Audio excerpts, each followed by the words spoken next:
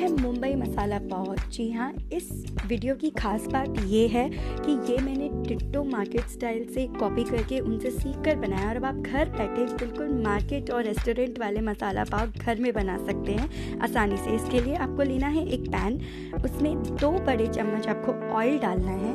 जी हाँ, ऑयल डालने के बाद ही अब हम बटर डालेंगे 1 बड़ा चम्मच। आप ऑयल कम और बटर ज़्यादा डाल सकते हैं, मैंने थोड़ा ऑयल ज़्यादा और बटर कम रखा है। अब जैसे ही बटर मेल्ट होने लगे इसमें शाह जीरा हमको डालना है। शाह जीरा मार्केट वाले यही इस्तेमाल करते हैं, इसलिए मैंने भी वीडियो में आपको यही दिखाया है डाल के। 1 प्याज फाइनली चॉप करके हमने इसमें डाला है, लगभग 1 मुट्ठी 1/4 कप प्याज। इसको भूनना है लगभग 2 से 3 मिनट। इसे ब्राउन नहीं करना है, सिर्फ भूनना है। अब हम 1 शिमला मिर्ची को फाइनली चॉप करके लगभग 1/4 कप शिमला मिर्ची 1 मुट्ठी के आसपास हम इसमें डालेंगे और इसे भी भून लेंगे। हमें भूनना है, बहुत ज़्यादा ब्राउन नहीं करना है या जलाना नहीं है इसको। अब हम इसमें टमाटर डालेंगे, वो भी हमने लगभग 1/4 कप टमाटर फाइनली चॉप, लगभग 2 छोटे टमाटर या 1 से 1.5 बड़ा टमाटर हमने फाइनली चॉप करके इसके अंदर डाला है और इसे भी अब हम सौटे करेंगे, इसे भी अच्छे से भून लेंगे।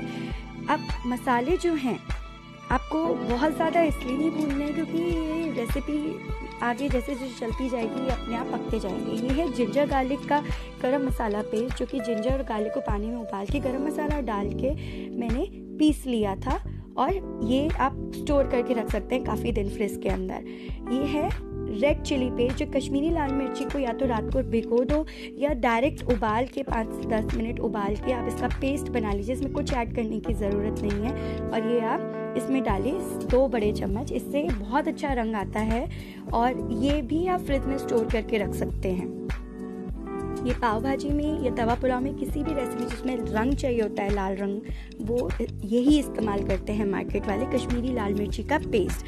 ये इसमें फ्रेश धनिया डाला है। फ्रेश धनिया, ये एक टिप है कि अगर आप शुरुआत में कोई भी सब्ज़ी बनाते वक्त धनिया डाल देंगे तो उससे सब्ज़ी का टेस्ट बहुत इनहैंस हो जाएगा। धनिया के जो फ्लेवर्स हैं बहुत अच्छे निकल कर आते हैं, तो इसलिए शुरुआत में हमने धनिया डाला, बाद में गार्निशिंग के लिए अलग डालेंगे। इसे अच्छे से पका लीजिए। अब 5 मिनट इसे अच्छे से पका लीजिए। अब पकाते वक्त हमको इसमें थोड़ा सा पानी भी लगेगा। ये पानी इसलिए क्योंकि इस स्टेज पे आके मसाला जल सकता है और अच्छे से मसाले को अगर हमें सॉफ्ट करना है तो पानी की ज़रूरत लगेगी, तो पानी डाल लीजिए। अब इसे फिर 5 मिनट अच्छे से भूनिए, क्योंकि अगर ये भुनेगा नहीं तो ये मैश नहीं होगा। अब इसके अंदर हम लेमन जूस डालेंगे, लगभग 1 नींबू का रस मैंने इसमें डाला है और मुझे थोड़ा सा जब हमने खाया तो हमें लगा कि इसमें और होना चाहिए था, तो आप अपने हिसाब से कंसिस्टेंसी मैनेज कर सकते हैं। 1 नींबू से थोड़ा सा ज़्यादा ही डालिए। ये देखिए, अब हम इसमें एकदम अपने स्वाद के अनुसार नमक डालेंगे। मैंने ये देखिए 1 चम्मच नमक डाला है। आप चाहें तो नमक बाद में भी ऐड कर सकते हैं, बट शुरू में कम ही डालिए। ये है पाव भाजी मसाला 1 चम्मच। पाव भाजी मसाला 1 चम्मच ही डाला है मैंने इसके अंदर और काफ़ी हो जाता है तीखापन। इसमें आप हरी मिर्ची भी ऐड कर सकते हैं और ये है धनिया पाउडर 1 चम्मच। मैंने हरी मिर्ची ऐड नहीं करी है, आप चाहें तो कर सकते हैं, उससे आप अपने हिसाब से तीखा मैनेज कर सकते हैं। डालेंगे तो वैसे बहुत अच्छा होगा हरी मिर्ची।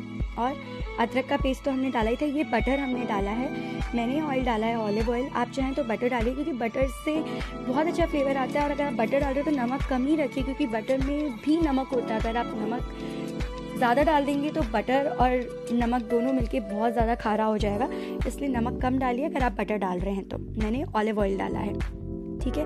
अब इसे अच्छे से मैश कर लिया है, बहुत अच्छे से मैश करना है, जैसे पाव भाजी को मैश करते हैं बिल्कुल उसी तरह से आपको मैश करना है। थोड़ी सी वेजिटेबल्स खड़ी रखनी है, जैसे मेरी आपको इस वक्त दिख रही है। अब इसके अंदर मैंने 2 पाव को 4-4 पीसेस करके डाल दिया है। ये देखिए, अब इसे अच्छे से कोट करना है। जब तक पाव पूरा वाइट पोर्शन दिखना बंद हो जाए उतनी अच्छी आपको ये कोटिंग करनी है। ये देखिए, कोटिंग लगभग हो चुकी है और थोड़ा सा पानी का छींटा भी दे सकते हैं। अगर आपके पाव थोड़े कड़क हैं तो पानी का छींटा दे सकते हैं। ये रेडी हो चुका है बिल्कुल।